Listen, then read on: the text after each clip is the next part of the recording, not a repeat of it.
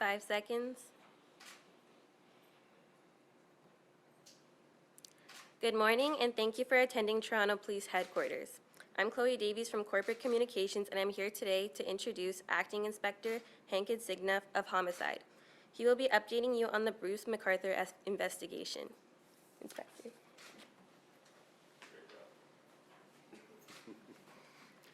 Thank you, Chloe.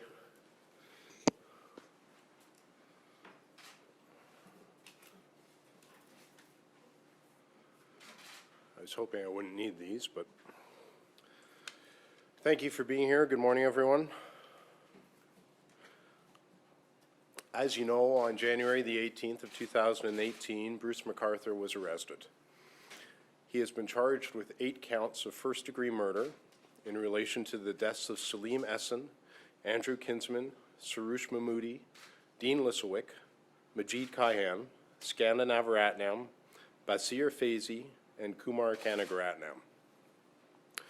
The remains of Salim Essen, Andrew Kinsman, Sarush Mahmoodi, Dean Lissawick, Skanda Navaratnam, Basir Faizi, and Kumar Kanagaratnam had previously been recovered and identified.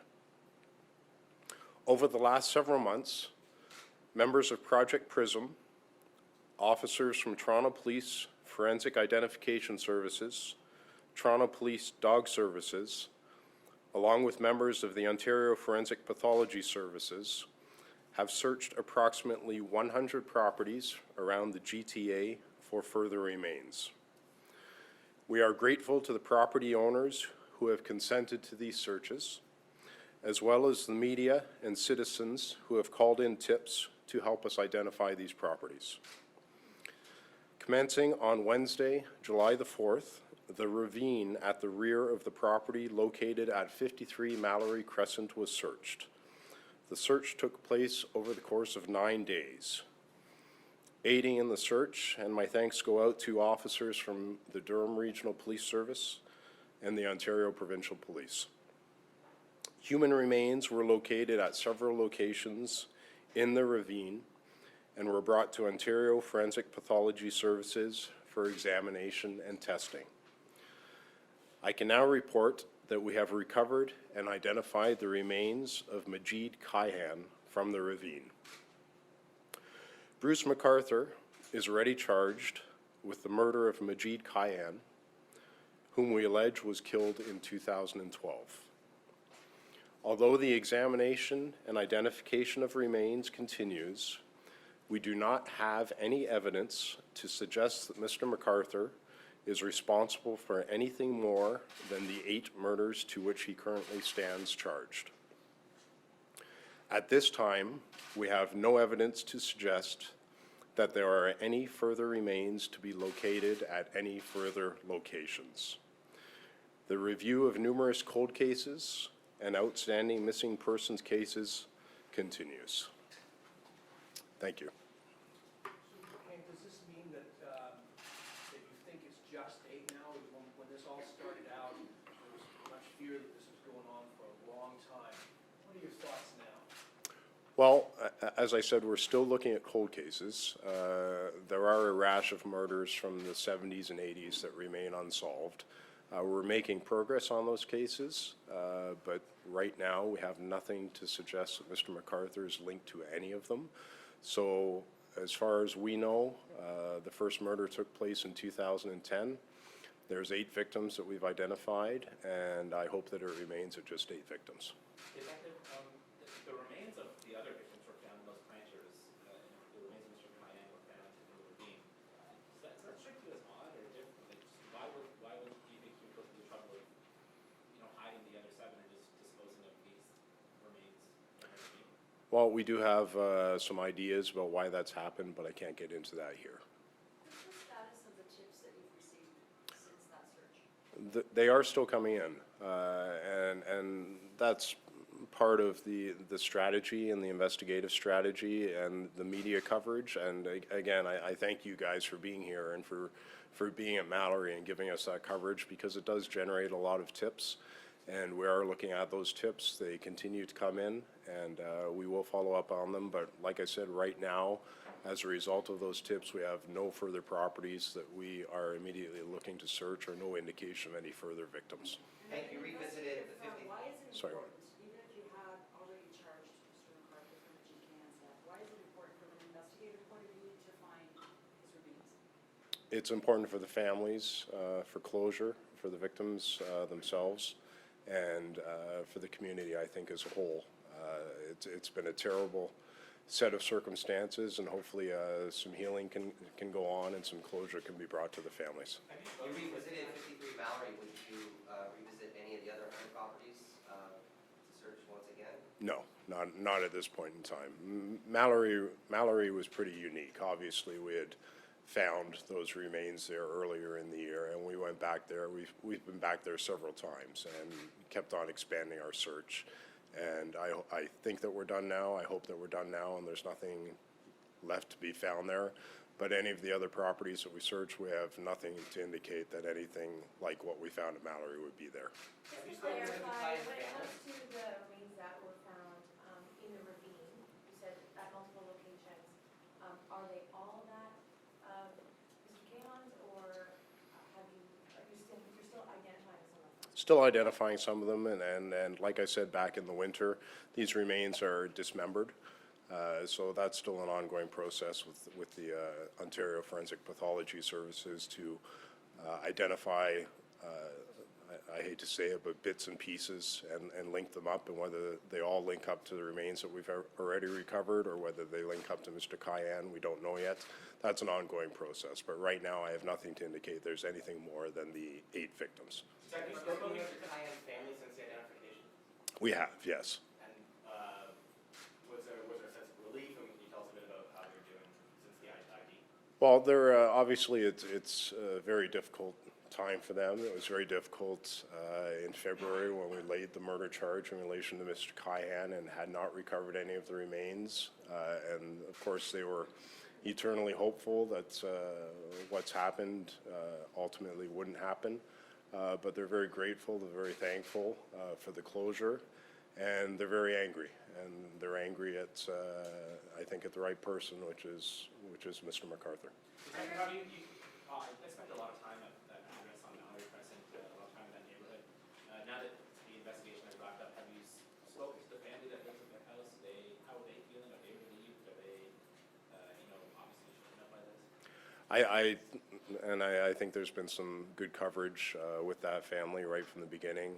We've been in constant communication with them. We have a fantastic relationship with them. A couple of the investigators from PRISM have really taken upon themselves to maintain a relationship with that family. Obviously, it's tough for them, and we wish them all the best, and we'll see what the future brings for them. Hank, have you got a working theory on how this happened, why this happened, what snapped here? I think that's a good question for the courts down the road, Austin. Do you continue to interview other witnesses or colleagues of McArthur as part of the investigation? We have covered off the vast majority of it, but anything new that comes forward, we do pursue, and we are still conducting that part of the investigation as well. Anyone in particular?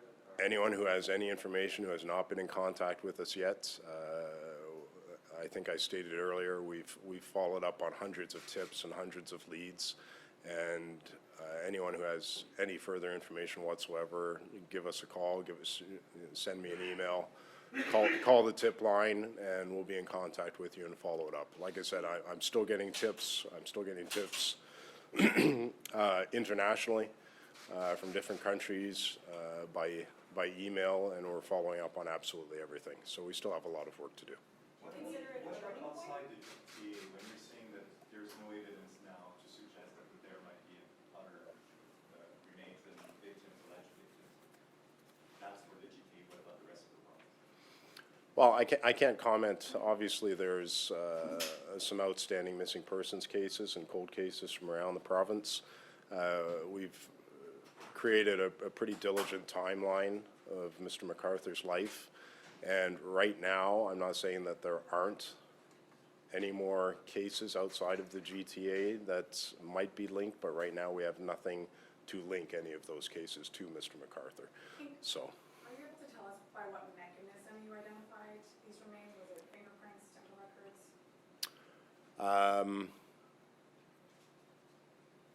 I've stated in the past that there are three mechanisms, fingerprints, dental records, and DNA.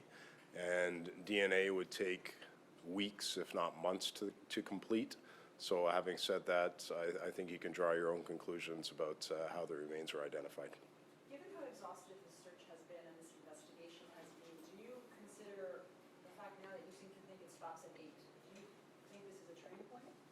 I don't know if it stops at 8. I hope it stops at 8.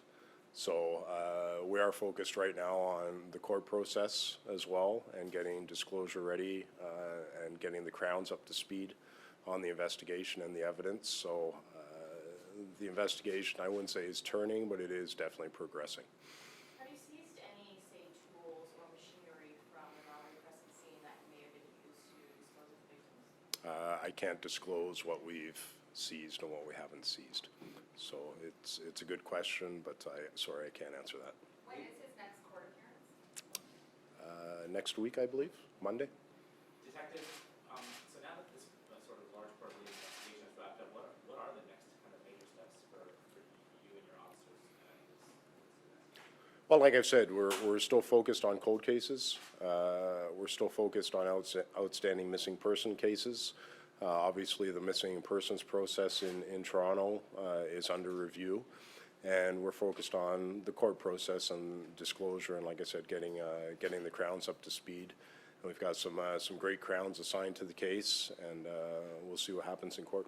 And can you, obviously the whole process of going through all these properties and finding remains can be quite taxing on people that work on this. Now that that portion is wrapped up, can you just talk about the state of mind of the officers that were there and how they're doing?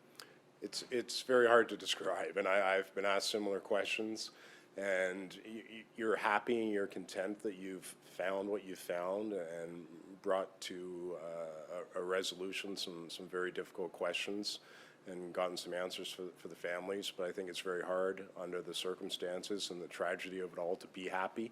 So the guys and girls working on the case, they're definitely very satisfied with where we've gotten so far and where we're going to go. So.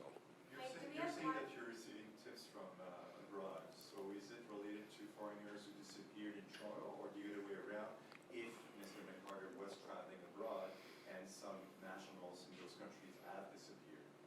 I don't want to comment specifically on the content of the tips, but I will say a little bit of both. And we're getting tips from people who now live abroad, who were acquainted with Mr. McArthur in the past and are giving us background information and whatnot. So that's all very helpful. And do you have cause of death? Not that I can comment on. And I know you kind of touched on this, but we had camera people at the scene. Have you guys seized a wood chipper from Mallory? Sorry, Have you guys seized a wood chipper from any of the scenes? no, we have not. Okay. Again, thank you very much for being here, and if no one has any more questions, that'll be it. All right.